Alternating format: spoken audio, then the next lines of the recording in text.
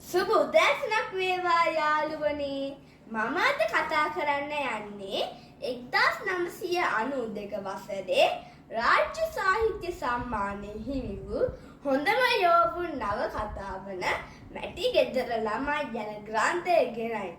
මේ ඉතාමත් රසවත් කතා පොතකි.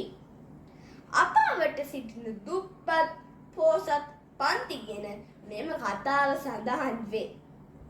අනතුරක් නිසා දෙමව්පියන් අහිමි වුණ කම්පනය නිසා කතා කිරීමට නොහැකි වූ කුඩා පෝසත් දැරියක් අවට සිටින දුප්පත් දරුවන්ගේ පැමිණීම නිසා සුවපත් වීම මෙම කතාවේ සඳහන් වේ. ඒ වගේම අහංකාර පෝසත් අත්තම්මා ළමයිගේ හැසිරීම නිසා වෙනස් වන ආකාරයද පෙන්වයි. ගම්වැසියන්ගේ මිත්‍යා විශ්වාසයද සිබිල් නැන්දාගේ මෙහිදී වර්ණනා කොට ඇත.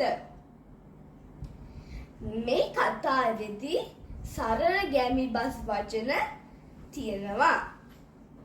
මා සිබිල් නැන්දාට ගොඩක් ස්තුති වෙනවා අපට මේ රචනා ලියුවට. ස්තුතියි.